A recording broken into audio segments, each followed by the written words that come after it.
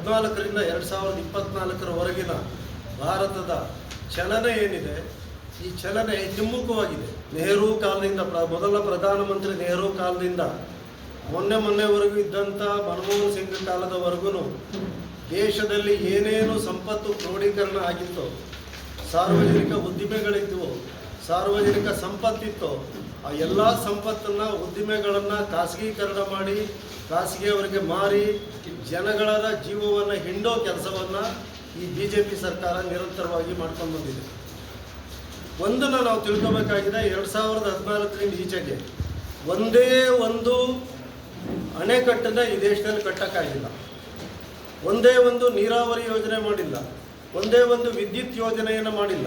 ಮಹಿಳೆಯರಿಗೆ, ವಿದ್ಯಾರ್ಥಿಗಳಿಗೆ, ಯುವಕರಿಗೆ, ದುರ್ಬಲ ವರ್ಗದವರಿಗೆ, ಅಲ್ಪಸಂಖ್ಯಾತರಿಗೆ, ದಲಿತರಿಗೆ, ಹಿಂದುಳಿದವರಿಗೆ ವರ್ಗದವರಿಗೆ ಇದ್ದಂಥ ಎಲ್ಲ ಕಲ್ಯಾಣ ಕಾರ್ಯಕ್ರಮಗಳನ್ನು ಒಂದೊಂದಾಗಿ ನಿಲ್ಲಿಸಿ ಇಡೀ ದೇಶವನ್ನು ಹಿಂದಕ್ಕೆ ತಗೊಂಡೋಗುವಂಥ ಅಥವಾ ಒಂದು ಕೊಳ್ಳುಬಾಕರಿಗೆ, ಕಾರ್ಪೊರೇಟ್ ಸೆಕ್ಟರ್ಗಳಿಗೆ ಎಲ್ಲವನ್ನೂ ಒತ್ತ ಇಡುವಂಥ ಕೆಲಸವನ್ನು ಈ BJP ಸರ್ಕಾರ ಮಾಡ್ತಾರೆ.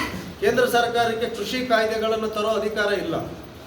ಆದರೆ ನಿಮಗೆ ಗೊತ್ತಿದೆ, ಹಿಂದೆ ಕೃಷಿ ಕಾಯ್ದೆಗಳನ್ನು ಜಾರಿಗೆ ತಂದು ಇಡೀ ಭಾರತ ದೇಶದ ರೈತರು, ಲಕ್ಷಾಂತರ ದಲಿತರು ಡೆಲ್ಲಿನಲ್ಲಿ ಹೋಗಿ ಪ್ರತಿಭಟನೆಯನ್ನು ಮಾಡಿದ್ರು. 700ಕ್ಕೂ ಹೆಚ್ಚು ಜನ ರೈತರು ಅಲ್ಲಿ ಆತ್ಮಾಹುತಿಯನ್ನು ಮಾಡಬೇಕಾಯಿತು. ಈ ಸರ್ಕಾರಕ್ಕೆ ಒಂದಾಗ್ತವೆ.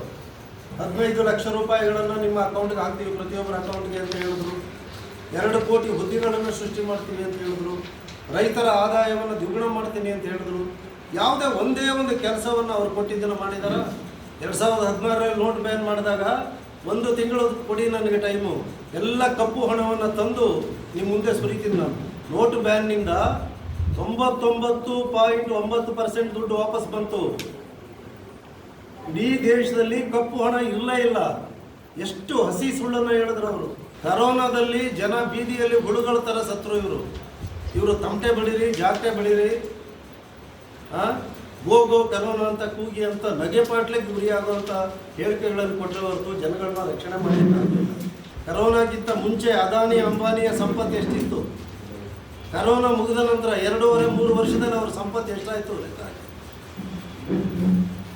700-800 ಪಟ್ಟು ಅವರ ಸಂಪತ್ತು ಅಭಿವೃದ್ಧಿ ಆಗಿದೆ. ಭಾರತವನ್ನು ಶಿಲಾಯುಗಕ್ಕೆ ಕರ್ಕೊಂಡು ಹೋಗುವಂಥ ದೊಡ್ಡ ಪಿತೂರಿಯನ್ನು ಅವರು ಮಾಡ್ತಾ ಇದ್ದಾರೆ. ಇಲ್ಲಿನ ಬಡವರು, ದುರ್ಬಲ ವರ್ಗದವರ ಆಸ್ತಿಗಳು ಇಲ್ದಂಗೆ ಮಾಡ್ತಾ ಇದ್ದಾರೆ. ಅವರಿಗೆ ಶಿಕ್ಷಣವನ್ನು ನಿರಾಕರಣೆ ಮಾಡ್ತಾ ಇದ್ದಾರೆ. ಅವ್ರ ಬಗ್ಗೆ ನಡೀತಾ ಇದ್ದಂಥ ಸಂಶೋಧನೆಗಳನ್ನು ನಿಲ್ಲಿಸಿದ್ದಾರೆ. ಉನ್ನತ ಶಿಕ್ಷಣಕ್ಕೆ ಇವತ್ತು ಕನಸಿನ ದೊಡ್ಡ ಗಂಟಾಗಿದೆ. ಇವತ್ತು ಪ್ರಾಥಮಿಕ ಶಿಕ್ಷಣದ ಮಕ್ಕಳಿಗೆ ಕೊಡ್ತಾ ಇದ್ದಂಥ 1ನೇ ತರಗತಿಯಿಂದ 8ನೇ ತರಗತಿ ಮಕ್ಕಳಿಗೆ ಕೊಡ್ತಿದ್ದಂಥ ಸ್ಕಾಲರ್ಶಿಪ್ಪನ್ನು ಈ ಸರ್ಕಾರ ನಿಲ್ಲಿಸಿದೆ. ಹಾಗಾಗಿ ಅಭಿವೃದ್ಧಿ ಅನ್ನೋದು ಏನಿದು? ಪಕೋಡ ಮಾಡೋದು ಅಭಿವೃದ್ಧಿನ? ನಾವು ಉದ್ಯೋಗ ಕೊಡ್ರಿ ಅಂತಂದರೆ ನೀವು ಪಕೋಡ ಮಾಡ್ರಿ ಅಂದರೆ ಅಭಿವೃದ್ಧಿ ಆಗುತ್ತದು? ನೀವು ಗಂಟೆ ಬಾರಿಸಿ ಅಂದರೆ ಕೊರೋನಾ ಹೊರಟೋಗುತ್ತಾ? ಎಷ್ಟು ಅವೈಜ್ಞಾನಿಕವಾದ ವಿಚಾರಣ. ಇಡೀ ಜಗತ್ತು ಒಂದು ದಿಕ್ಕಲ್ಲಿ ಮುಂದಕ್ಕೆ ಹೋಗ್ತಾ ಇದ್ದರೆ ಭಾರತ ತದ್ವಿರುದ್ಧ ದಿಕ್ಕಲ್ಲಿ ಅದು ಹಿಂದಕ್ಕೆ ಹೋಗುವಂಥ ಕೆಲಸ ಇಲ್ಲಿ ನಡೀತಾ ಇದೆ. ಇಲ್ಲಿ ತಾರತಮ್ಯದ, ಅನ್ಯಾಯದ, ಮೇಲು ಕೀಳಿನ ಸಮಾಜ ಏನಿತ್ತೋ ಅದನ್ನು ರೀಎಸ್ಟಾಬ್ಲಿಷ್ ಮಾಡೋದೇ RSSನ ಗುರಿ. ಹಾಗಾದರೆ BJP ಸರ್ಕಾರದ ಗುರಿನೂ ಅದೇನಾ? ನಿತಿನ್ ಗಡ್ಕರಿ ನಮ್ಮ ಕಾರ್ಯಸೂಚಿ RSSನವ್ರು ಕೊಡ್ತಾರೆ ಅಂತ ಹೇಳಿದ್ರೆ BJP ಕಾರ್ಯಸೂಚಿನೂ ಈ ಅನ್ಯಾಯ ಮಾಡೋದೇನಾ? ತಾರತಮ್ಯ ಮಾಡೋದೇನಾ?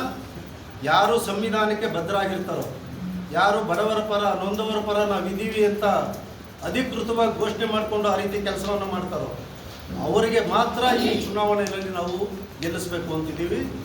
ಸದ್ಯಕ್ಕೆ ನಮ್ಮ ಆಯ್ಕೆ ಇರೋದು ಹಲವಾರು ಪ್ರಗತಿಪರ ಕಾರ್ಯಕ್ರಮಗಳನ್ನು ಜಾರಿಗೆ ತರೋದ್ರ ಮೂಲಕ ಸಿದ್ದರಾಮಯ್ಯನವರ ಸರ್ಕಾರ ಅಖಿಲ ಭಾರತ ಮಟ್ಟದಲ್ಲಿ ಇಂಡಿಯಾ ಮೈತ್ರಿಕೂಟ ಹಲವಾರು ಜನಪರವಾದಂಥ ಕೆಲಸಗಳನ್ನು ಮಾಡ್ತಿದೆ. ಸ್ವಾಭಿಮಾನದಿಂದ ತಲೆ ಎತ್ತಿ ನಿಂತ್ಕೋಬೇಕಾ ಅಥವಾ ನಡಬಗ್ಗಿಸಿ ಗುಲಾಮರಂಗೆ ಬದುಕಬೇಕಾ ಅನ್ನೋದನ್ನು ನಿರ್ಧಾರ ಮಾಡ್ತಕ್ಕಂಥ ಈ ಚುನಾವಣೆ ಅಂತಕ್ಕಂಥದ್ದು ನಮ್ಮ ಅಭಿಪ್ರಾಯ. ಎಲ್ಲ ಸರ್ಕಾರಿ ಉದ್ದಿಮೆಗಳನ್ನು, ಸಹಕಾರಿ ಉದ್ದಿಮೆಗಳನ್ನು, ಕಾರ್ಖಾನೆಗಳನ್ನು ಎಲ್ಲವನ್ನು ಖಾಸಗೀಕರಣ ಮಾಡೋದ್ರ ಮೂಲಕ ರಿಸರ್ವೇಷನ್ ಕಿತ್ತಾಕಿ ಹಳ್ಳಿಗಾಡಿನ ಮಕ್ಕಳ ಬದುಕಿನಲ್ಲಿ ಏನೋ ಒಂದು ನಾಲ್ಕು ಅಕ್ಷರ ಕಲ್ತ್ಕೊಂಡು ಇಲ್ಲಿ ಒಂದು ನೌಕರಿ ಗಿಟ್ಟಿಸ್ಕೊಳ್ತಾ ಇದ್ದಂಥ ಒಂದು ಅವಕಾಶವನ್ನು ಕೂಡ ಆ ಅವಕಾಶಕ್ಕೂ ಕಲ್ಲಾಕಿದ್ದಾರೆ. ಯಾಕೆ ಅಂತ ಹೇಳಿದ್ರೆ ಬರೀ SC STಗೆ ಸಂಬಂಧಪಟ್ಟದ್ದಲ್ಲ ರಿಸರ್ವೇಷನ್ ಅಂತಕ್ಕಂಥದ್ದು. ಅದು ಲಿಂಗಾಯತ ಮತ್ತು ಒಕ್ಕಲಿಗ ಸಮುದಾಯ ಮತ್ತು ಇತರ ಹಿಂದುಳಿದ ಜಾತಿಗಳು ಮತ್ತು ದಲಿತರು ಮತ್ತು ಅಲ್ಪಸಂಖ್ಯಾತರಿಗೂ ಸಿಗ್ತಾ ಇದ್ದಂಥ ಅವರಿಗೆ ನೌಕರಿಯಲ್ಲಿ ಕೊಡ್ತಾ ಇದ್ದಂಥ ಒಬ್ಬ ಅವಕಾಶಗಳು ರಿಸರ್ವೇಷನ್ ಇರ್ತಿತ್ತು. ಹಂಗಾಗಿ ಅಲ್ಲಿ ಇಲ್ಲಿ ಸ್ವಲ್ಪ ನೌಕರಿ ಗಿಟ್ಟಿಸ್ಕೊಂಡು ಒಂದಷ್ಟು ಆರ್ಥಿಕ ಚೈತನ್ಯವನ್ನು ಪಡ್ಕೋತಾ ಇದ್ರು. ಅದಕ್ಕೂ ಕಲ್ಲು ಹಾಕಿದ್ದಾರೆ. ಖಾಸಗೀಕರಣ ಮಾಡೋದ್ರ ಮೂಲಕ ಇಡೀ ಈ ಮೀಸಲಾತಿಯ ಕತ್ತನ್ನೇ ಕುಯ್ಯುವಂಥ ಕೆಲಸವನ್ನು ಮಾಡಿದ್ದಾರೆ. ಈ ಮೈತ್ರಿ ಮಾಡ್ಕೊಳ್ಬೇಕಾದಂಥ ಅನಿವಾರ್ಯ ಏನು ಗೊತ್ತು? ಒಂದು ಪಕ್ಷೇತರವಾಗಿ ಮಂಡ್ಯ ಜಿಲ್ಲೆಯಲ್ಲಿ ಗೆದ್ದಿದ್ದಂಥ ಸುಮಲತಾ ಅವರು, ಇನ್ನೊಂದು ಪ್ರಜ್ವಲ್ ರೇವಣ್ಣ ಅವರು ಗೆದ್ದಿದ್ರು. ಅವರು ಕೂಡ ಈಗ ಬಿ ಜೆ ಪಿಯಲ್ಲೇ ವಿಲೀನ ಆದಂಗೆ ಅದು. ಇವತ್ತು ಮೈತ್ರಿ ಅಂತ ಹೇಳಿದ್ದಾರೆ, ನಾಳೆ ವಿಲೀನ. ಯಾಕೆ ಅಂದರೆ ಇವರು ಅಸ್ತಿತ್ವ ಕಳ್ಕೊಂಡಿದ್ರು, ಅವರು ಅಸ್ತಿತ್ವ ಕಳ್ಕೊತಾ ಇದ್ರು.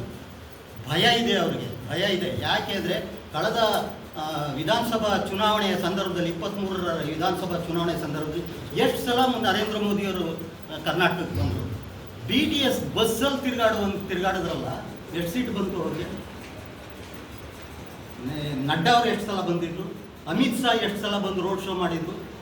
ಇಷ್ಟೆಲ್ಲ ಮಾಡಿದ್ರೂ ನಾವು ಖಾಲಿದ್ದು ಅಧಿಕಾರಕ್ಕೆ ಬರೋಕ್ಕಾಗಲಿಲ್ಲ ಅನ್ನೋದು ಗೊತ್ತಾಗಿದೆ ಅವ್ರಿಗೆ. ಆ ಕಾರಣಕ್ಕೋಸ್ಕರನೇ JDSನವ್ರ ಜೊತೆಲಿ JDSಗೂ ಅಳಿವು ಉಳಿವು ಪರಿಸ್ಥಿತಿ ಇತ್ತು. ಅವರು ಯಾಕೆಂದರೆ ಒಂದು ತಾತ್ವಿಕವಾದ ಬದ್ಧತೆ ಇತ್ತು.